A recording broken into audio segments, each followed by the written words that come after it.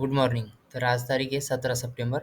तर आज आपण लंडन सेशन आणि न्यूयॉर्क सेशनमध्ये गोल्ड काय मुवमेंट देऊ शकतो ते बघूया.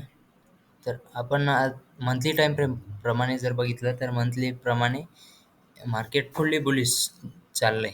तर आपलं डिस्कस झालं होतं की हा झोन आपल्यासाठी इम्पॉर्टंट असू शकतो. मार्केटने ही कॅन्डलने त्याच्यावरती क्लोजिंग देऊन त्याला सपोर्ट बनवून एक बुल मूव्ह दिलेला आहे. ठीक आहे. तर आता आपण मंथली प्रमाणे तर ट्रेंड बुलिश आहे. वीकली प्रमाणे पण हायर आहे बनवत चाललाय. पण हा टाईम बघा आता इथं 17 सप्टेंबर. तर हा आता ही डेट चालली आहे आता मंथ एंड च्या म्हणजे थर्ड आणि फोर्थ वीकमध्ये. तर मार्केट थर्ड अँड फोर्थ वीकमध्ये एवढं काही खास मुवमेंट देत नाही. देतं तर किती 50-100 म्हणजे एवढेच पीप देतं. 60, 50, 70, 80, 100 पीप एवढंच. बाकी काही दुसरं नाही. एखाद्या वेळेस 100 प्लस होऊ शकतं. 100-120 बस. 120च्या वरती तर एवढं काही देत नाही मार्केट. कारण की आता आपल्याला बघायचं आहे न्यूज. न्यूज हे उद्या एफ-ओ-एम-सी. तर मार्केट एफ-ओ-एम-सीमध्ये काय मूव्ह देऊ शकतं? कारण की वीकली प्रमाणे जरी बघितलं आपण हे बघा न्यूज पण बघून घेऊया आपण. हायर आय स्ट्रक्चर बनत चाललेलं आहे. बुल रिट्रेस प्रमाणे. तर ही कॅन्डलने आणखी अजून रिट्रेस केलेलं नाही. जर याच्या कंपॅरेटिव्ह हायच बनला तर आपण एक बाय साइड पोझिशन बनवणार आहोत एफ-ओ-एम-सीच्या नंतर. तर ही मूव्हमेंट येते किंवा जर ही नाही आली तर इथं आपला सध्याला सपोर्ट आहे हा. तर इथं इथं आपल्याला काय बघायला भेटतं ते आपण तेव्हा बघून घेऊ. हा सपोर्ट ब्रेक होतो की नाही होतो. त्याच्यानंतर आपण एक एक्सपेक्ट करू शकतो. आणि परत आजपासून असं बघूया आपण की एक मिनिट न्यूज दाखवून देतो 18 तारखेला उद्याची.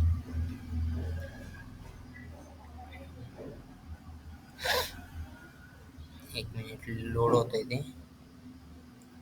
तोपर्यंत मी हे म्हणत होतो की आपण आता लंडन सेशनमध्ये जसं रेकॉर्ड करतो तसं न्यूयॉर्क सेशनसाठी बी फोरकास्ट रेकॉर्ड करत जाऊ.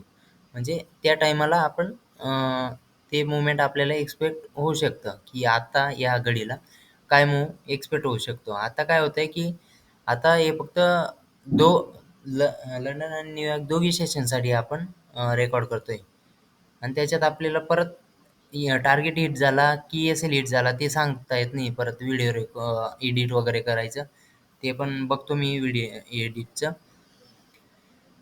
कारण की ते पण इम्पॉर्टंट आहे. वीकली टाईम फ्रेम पण एक मिनिट दाखवून देतो आधी. हे बघा उद्या आहे एफ-ओ-एम-सी स्टेटमेंट 11:30 PM. तर हे आपले ही न्यूज आपल्या झाल्यानंतर मार्केट कसं बिहेव करतं. जर ह्या न्यूजच्या अगोदर 6 वाजता हे नॉर्मल न्यूज आहे, हे न्यूट्रल आहे. जर 6 नंतर 6:30 नंतर 4 अवरची कॅन्डल क्लोज झाल्यानंतर जर आपल्याला काही मुवमेंट भेटली तर आपण एफ-ओ-एम-सी पर्यंत ठेवू शकतो तो. एफ-ओ-एम-सीमध्ये जर आपल्याला मार्केट या झोनमध्ये भेटते, हो, या झोनमध्ये का भेटते ते बी बघू आपण आता. तर इथं जर भेटली एफ-ओ-एम-सीच्या अगोदर तर आपण इथंच बाय करून घेणार. ठीक आहे. मंथली प्रमाणे बघितलं तर मार्केटने एक बुल ट्रेंड दिला आहे, रिट्रेसमेंट केली नाही आहे. परत बुल ट्रेंड देण्याची शक्यता आहे आणि 2600च्या वरती क्लोजिंग होण्याची. 2589-90 चालू आहे. 2600ला जाणार मार्केट. त्याच्यानंतर 2650 हा झोन इम्पॉर्टंट आहे आपल्यासाठी. त्या झोनमध्ये बी मार्केट कसं बिहेव करतं ते बी बघून घेऊ.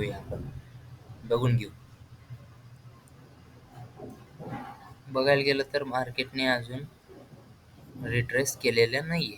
सिंगल कॅन्डल पण पकडली आपण तरी पण रिट्रेस केलेला नाही. आणि हा झोन मार्क करून घेऊ. हाच झोन का बरं? कारण की इथून मार्केट आधी रिजेक्ट झालेली आणि तिथंच 50% 61% येतंय. परत डेलीमध्ये बघितलं तर डेलीच्या नियर बायच आहे. म्हणजे एकदम जवळच आपल्याला काय भेटतंय, ई-एम-ए. तर ई-एम-ए प्लस ही ओपनिंग क्लोजिंग दिसते आपल्याला इथं. तर आपली पोझिशन बनेल बी तरी बाय साइडला इथं बनव किंवा ई-एम-एला ट्रिगर करून बनव. या झोनमध्ये कुठेही बनली आपली पोझिशन तर आपण ई-एम-ए ओपनिंग क्लोजिंगच्या खाली ठेवणार स्टॉप लॉस. ठीक आहे. स्टॉप लॉस बघू आता किती पिपचा होतो तिथं. पण टार्गेट आपलं इथं लावून देतो सेटिंगमध्ये. ते चालू पुरता लावून देतो. टार्गेट कुठे आहे? हां, प्रॉफिट टार्गेट 26.50. ओके. तर एवढं टार्गेट असेल आपले 1:7चं. ठीक आहे. म्हणजे 5%चं टार्गेट असेल आपला आणि स्टॉप लॉस 1%च्या खाली 0.50 असं. अकाउंट साईजनुसार आपण एंट्री घेणार तिथं. ठीक आहे. तर याला आता रिमूव्ह करतो. तर आत्ता होता आपला डिस्कस चालू की मार्केट हे बघा, मार्केट ह्या झोनमध्ये हाय ही आहे सॉरी रेजिस्टन्समध्ये मार्केट एक वेळेस रिजेक्ट केलं कारण की इथं ऑल टाईम हाय होता आधी.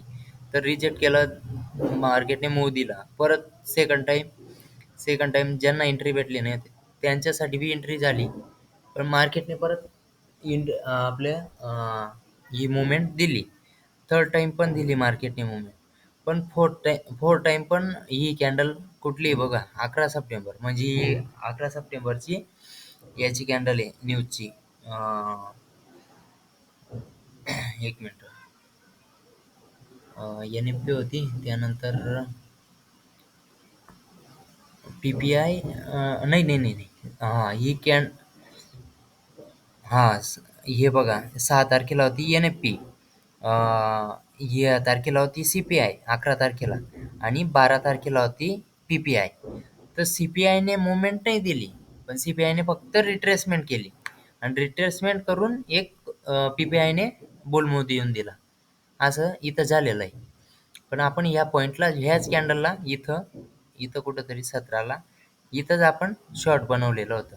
शॉर्ट पोझिशन इथं ठेवलं होतं 70 आणि स्टॉप लॉस आपला 33ला होता एवढा. तर आपले ही जशी कॅन्डलला एंट्री पडली तर सेकंड कॅन्डलने आपली ही मुवमेंट दिली, पण आपला टार्गेट इथपर्यंत होतं. तर आपला टार्गेट न भेटता म्हणजे आपल्याला जर घ्यायचे होते, एक मिनिट नेटचा प्रॉब्लेम, आपण इथून घेतले नाही. स्टॉप लॉस इथं 100 पिप आणि इथं 140 म्हणजे 120 का 130 पिपचा स्टॉप लॉस बनत होता. ते NFP सेटअपसाठी तेवढा ठेवावा लागतो 100 प्लस, 100 किंवा 100 प्लस. मार्केटने ही कॅन्डलने मुवमेंट वरती दिली, प्रॉफिटमध्ये दाखवलं, नंतर लॉसमध्ये दाखवलं. पण ही कॅन्डल बघा आपल्या पॉईंटपासून 300 पीप आपल्याला भेटून गेले होते, पण आपण क्लोज नाही केलं होतं त्या दिवशी. थर्सडेला थर्सडे फ्रायडे आपला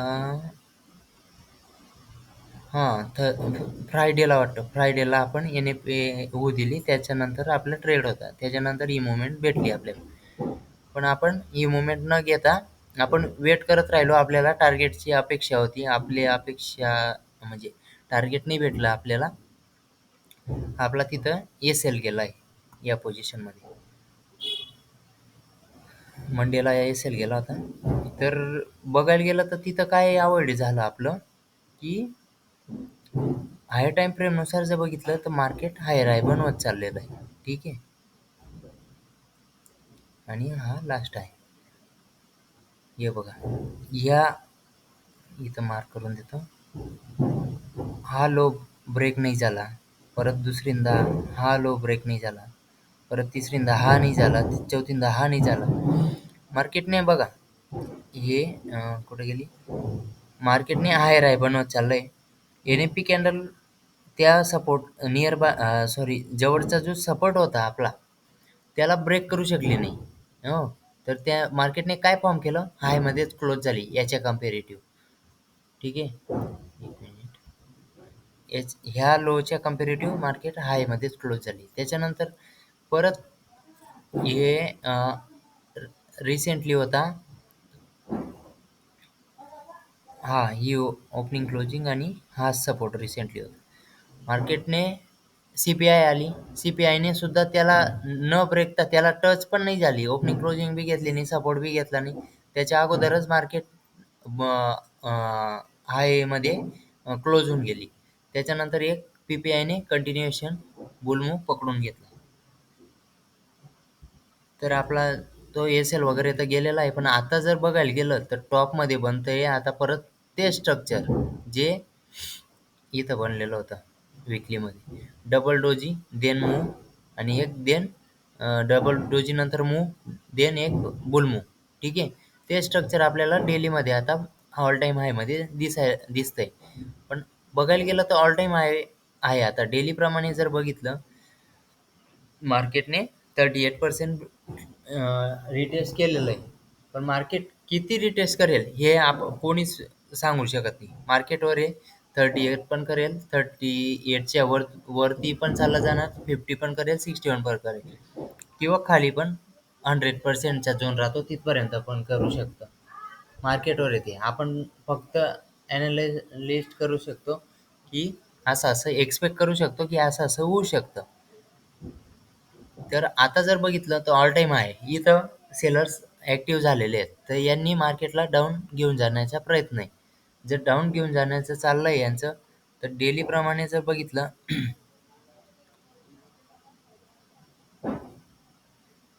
तर आता किती रिट्रेस होतं हे पण इम्पॉर्टंट आहे आता. तर याच्यानंतर बुल मूव्ह एक्सपेक्ट होऊ शकतो आणि तो बुल मूव्ह असा राहणार की 2600च्या अबोव्ह राहणार. तर डेलीप्रमाणे तसं स्ट्रक्चर बघायला भेटतंय. जेवढ्या छोट्या टाईम फ्रेममध्ये येणार तेवढं मार्केट थोडं वेगळं दिसणार आपल्याला आणि 30 मिनिटच्या खाली जर गेलं ना म्हणजे जायला नको पाहिजे पण गेलं तर जास्ती कॉम्प्लिकेटेड होतं. 30 मिनिटाच्या वरतीच मार्केट ॲनालिसिस करायला पाहिजे माणसाने, प्रत्येक ट्रेडरने. तर आता बघा आपल्याला काय बघायला भेटतं इथं एन-ए-पी वगैरे सर्व. आता सी-पी-आय येते. तर सी-पी-आय येते तर मार्केट काही ना काही तर करेलच ना. लोकांना दाखवेल ना की मी सेल चाललोय आणि बाय साईड चालली जाणार. बाय दाखवेल आणि सेल साईड चालली जाणार. तर मार्केट दाखवतं काय आता इथं बघा हा एक बुल, हे रिट्रेस, हे बुल, हे रिट्रेस, हे रिट्रेसच चालू आहे आता. तर बघू आता इथं head and shoulder type structure तर चाललंय पण ही कॅन्डल रनिंग कॅन्डल कुठं क्लोज होती याच्या बिलो क्लोज झाली तर नियर बाय जो EM आहे तिथपर्यंत जाण्याचे चान्सेस आहे. त्याच्यानंतर बघूया काय होतंय. कारण की कारण की बघा प्रत्येक कॅन्डलमध्ये एवढा काही दम वाटत नाहीये की एवढा मुवमेंट एक्सपेक्ट होऊ शकतो. प्रत्येक कॅन्डल किती मुवमेंट देते बघू दाखवून देतो मी. हे बघा 130 पीप, ही प्रिव्हियस कॅन्डल 110 म्हणजे 70, 80, 100, 50 ते 100 पीप बस याच्यामध्येच मुवमेंट थर्ड आणि फोर्थ वीकमध्ये. तर आपल्याला NFPचे जे सेटअप आहेत त्याच्यातच जास्ती येऊ शकतं.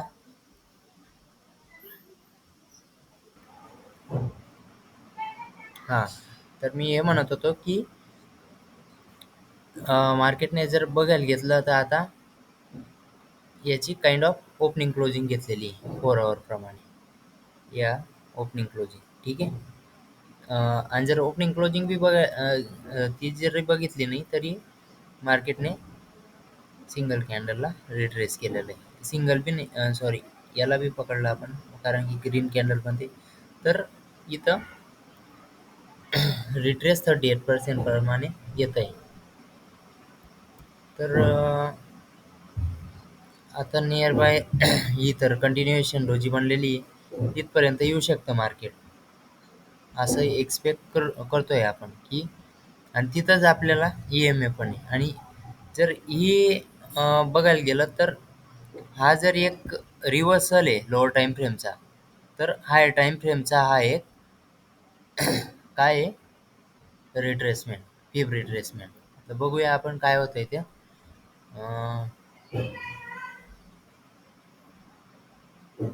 कारण की बघा आता डोळ्यालाच दिसून जाणार की जेवढा खालून हे जेवढं मॅनिप्युलेट झालंय आणि देन एक बुलमूव्ह आलेला आहे. सेम तसंच प्रत्येक कॅन्डलमध्ये व्हॉल्यूम खूपच कमी आहे. हे बघा किती म्हणजे बघायला गेलं 1, 2, 3, 4, 5, 6, 7, 8, 9, 10, 11, 12, 13, 14, 15, 16, 17, 18, 19, 20. 20 तास, 1 तास प्रमाणे 20 तास मार्केट लो व्हॉल्यूममध्ये. हं. देन ही मूव्हमेंट पण कशी आली? ही होती याची आपलं इथपर्यंत तर आपलं संपलं हे London session. London session end होतंय तेवढ्यात 5:30ला न्यूयॉर्क सेशनवाले ॲड झाले इथं. यांनी एक बुल दिला रिट्रेस.